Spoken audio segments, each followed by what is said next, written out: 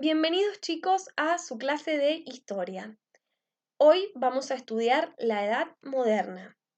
Antes de comenzar los temas puntuales de la clase, vamos a ubicarnos temporalmente. La Edad Moderna es la tercera edad de la historia, si pueden observar en la imagen, ¿sí? La antecede la Edad Media y la precede la Edad Contemporánea. La Edad Moderna comienza con distintos hechos. ¿Por qué? Porque los historiadores no se ponen de acuerdo qué hecho puntual da comienzo a la Edad Moderna. Entonces podrán encontrar en las distintas bibliografías, en algunos casos colocan el descubrimiento de América, que va a ser en el año 1492, o la caída del Imperio Romano de Oriente en el año 1453, ¿sí? O sea que cualquiera de los hechos que encuentren está bien. Muchas veces también hay un tercer hecho que es la reforma de Lutero, pero es el menos nombrado. Algo en lo que sí coinciden los historiadores es en dar finalizada la Edad Moderna con la Revolución Francesa. Ahora bien, una vez ubicados en el tiempo, vamos a comenzar con los aspectos políticos de la Edad Moderna. En la Edad Moderna van a surgir los estados nacionales y a ustedes este concepto les va a sonar un poco familiar porque ya hemos estudiado el concepto de nación por un lado y el concepto de estado por el otro.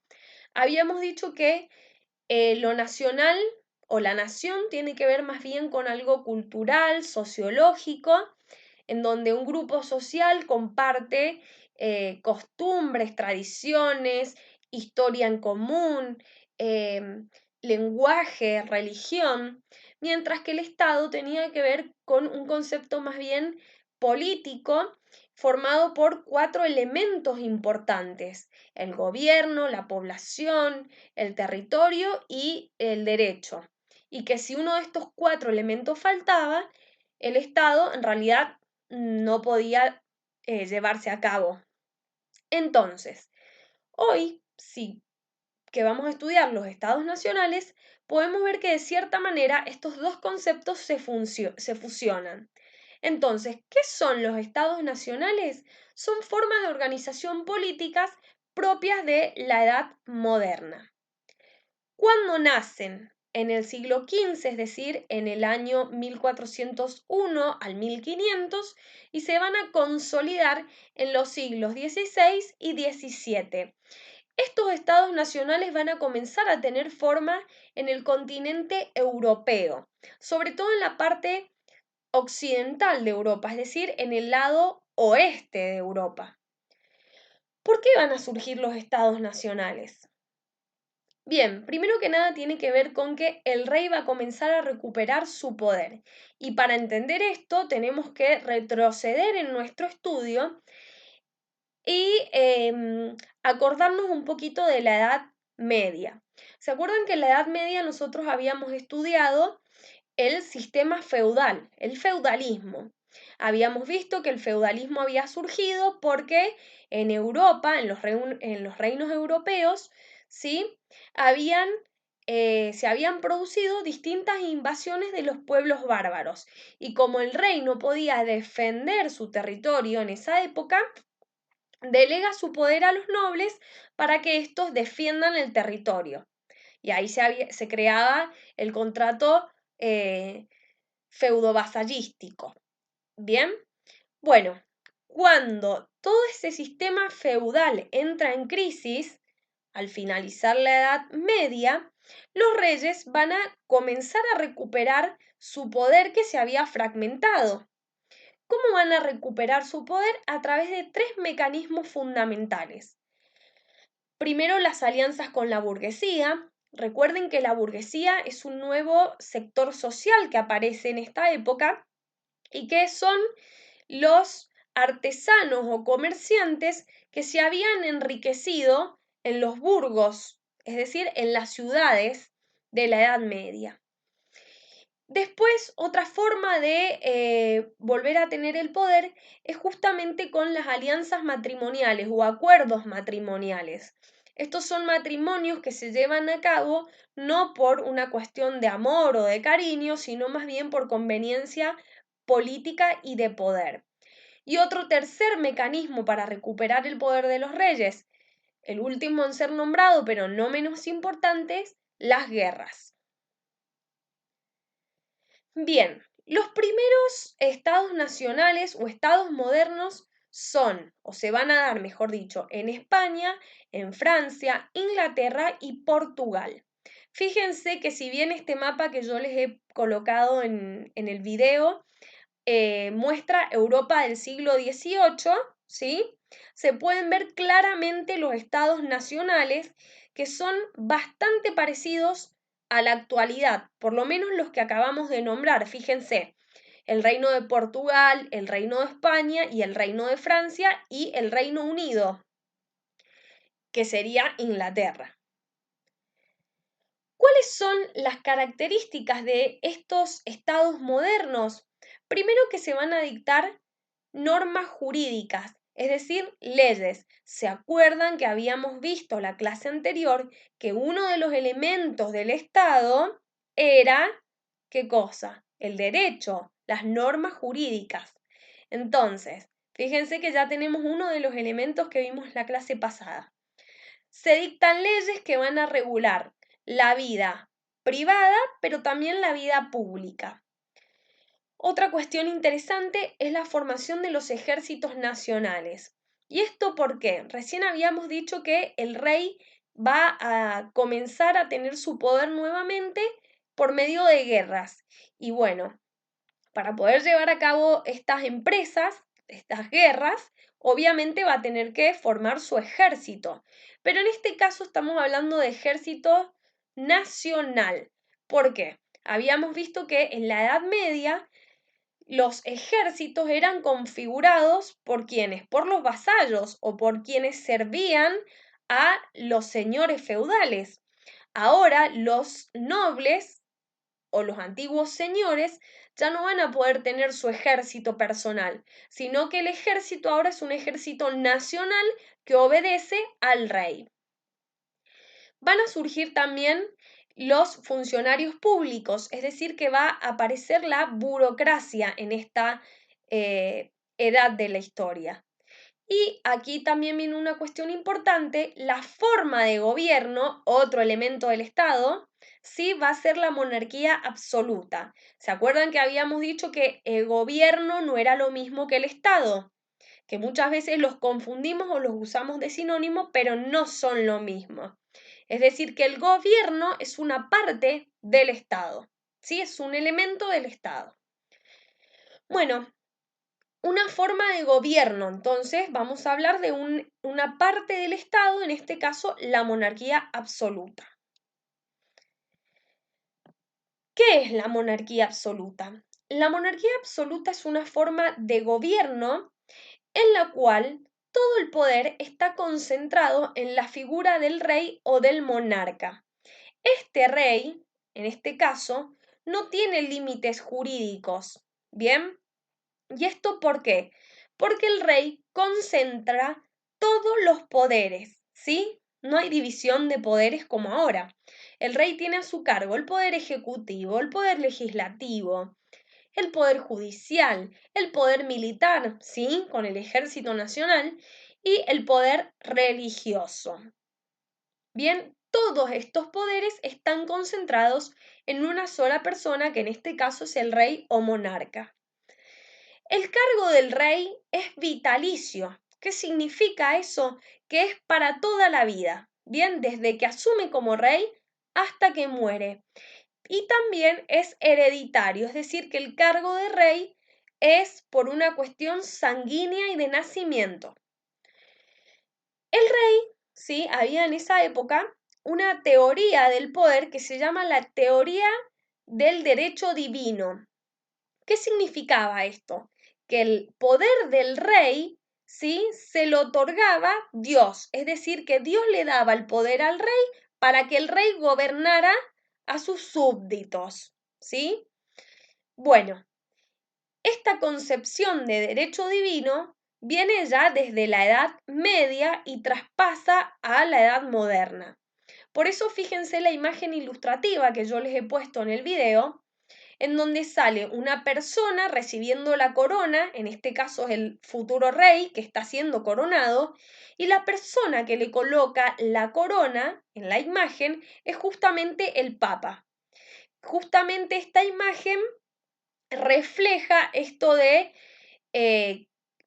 la unión que hay entre el poder del rey y la iglesia, y en este caso Dios. El derecho divino que les acabo de decir se muestra claramente en esta imagen. Bien, ahora vamos a pasar al aspecto social. Vamos a observar la pirámide. En la cúspide de la pirámide nosotros nos encontramos a la primer figura de poder, que es el rey. Fíjense que no es tan distinta esta pirámide a la de la Edad Media. También otro estamento que tiene mucho poder va a ser la nobleza. La nobleza, recuerden que nosotros habíamos visto que existía la alta nobleza y la baja nobleza. La alta nobleza se relaciona más bien con los más allegados al rey, ¿sí? Con la familia del rey. Y la baja nobleza tiene que ver en este caso ahora con una nobleza más dedicada a zonas provincianas, bien, a las provincias si se quiere. Bien, otro de los estamentos es el clero, que en este caso sigue bastante parecido a la Edad Media, es un sector privilegiado y ya habíamos dicho que sus funciones tenían que ver con el rezo. Entonces, hasta aquí tenemos los tres sectores privilegiados. ¿Qué significa que sean privilegiados? Primero que nada, bueno, el rey tiene todos los privilegios, pero la nobleza y el clero no pagan impuestos, como sí lo hace el resto de la sociedad, y son juzgados, por ejemplo, por tribunales especiales. Bien, después tenemos, obviamente, este sector de la sociedad que surge, que es la burguesía. Habíamos dicho que eran los artesanos y comerciantes de la Edad Media que se habían ido enriqueciendo de a poco. Bien, por un lado la burguesía en la ciudad, por otro lado los campesinos, que nosotros ya sabemos que es la mayoría de la población y se dedican al trabajo de la tierra, a la agricultura, a la ganadería. Y por otro lado tenemos otro nuevo sector que vendría a ser los trabajadores urbanos, que son los trabajos que van a surgir en la edad moderna, y que estos trabajos se relacionan con los trabajos de la ciudad. Bien, a continuación les voy a mostrar un cuadro que resume más o menos las características de la sociedad moderna. Bien, fíjense, tenemos nobleza, clero, burguesía, campesinos y trabajadores urbanos. Con respecto a la importancia numérica, van a ver que obviamente los nobles y los cleros son un sector poco numeroso, es decir, que la minoría de la población compone lo que sería la nobleza y el clero. La burguesía va a ir en aumento, obviamente, porque algunos mercaderes se van a ir enriqueciendo cada vez más, y al igual que artesanos y comerciantes. Con respecto a los campesinos, sabemos que es un gran número de la población, es el 80% de la población de la época, y en ellos recae, digamos, la economía de toda la sociedad. Y también aparecen, como habíamos dicho, los trabajadores urbanos, que también van a ir en aumento. Algunas características de estos estamentos son: los nobles, por ejemplo, son dueños de un tercio de las tierras, ¿sí? Sin contar, obvio, a las del rey. Y ocupan cargos importantes. Bien, el clero sigue teniendo, como ya habíamos dicho, los mismos derechos de la Edad Media y tienen también grandes extensiones de territorio. Con respecto a la burguesía, ya habíamos dicho que se dedican más bien al comercio marítimo, a las finanzas, también a la comercialización de esclavos. Recuerden que en África estaba el tema de los negros que no eran considerados personas, sino que eran considerados objetos y por eso se los trata de esclavos, ¿sí? Y la burguesía sí posee tierra. Con respecto a los campesinos, ya habíamos dicho que se dedican al trabajo de la tierra, pero no son dueños de la tierra. Y con respecto a los trabajadores urbanos, tenemos multiplicidad de profesiones. Son vendedores, son peones, son sirvientes, ¿sí? Pero ninguno de ellos es propietario de tierras tampoco. Una cosa que quería aclarar, en esta época se puede pagar el título de noble. ¿Por qué? Porque los reyes también, para tener apoyo económico de la burguesía que tenía bastante dinero, comienza a vender títulos de nobleza. Y esos nobles, ¿sí? Que no son nobles por una cuestión de herencia o de sangre, sino por una cuestión de que han comprado el título, se les llama nobleza de toga. Esto también es una diferencia que hay que tener en cuenta, ¿sí? Entonces tenemos el noble que es de sangre, de familia de nobles o relacionada a la realeza, y el noble que compra el título, que es la nobleza de toga y que generalmente son burgueses que han podido comprar con su dinero el título. Bien, entonces como se pueden dar cuenta, lo que sí cambia bastante es el aspecto político, ya se deja este contrato, ya dijimos, feudo-vasallístico o feudal de la Edad Media para que el poder pase nuevamente al rey, al monarca. Entonces en lo político sí hay una gran diferencia con la Edad Media, pero en lo social mantenemos una misma estructura, nomás que se agrega la figura del burgués y de los trabajadores urbanos. Bueno, esto sería entonces la síntesis de la clase de la Edad Moderna con respecto a el aspecto político y al aspecto social. La próxima clase vamos a continuar desarrollando la Edad Moderna. Espero que estén muy bien. Cualquier duda, consultan.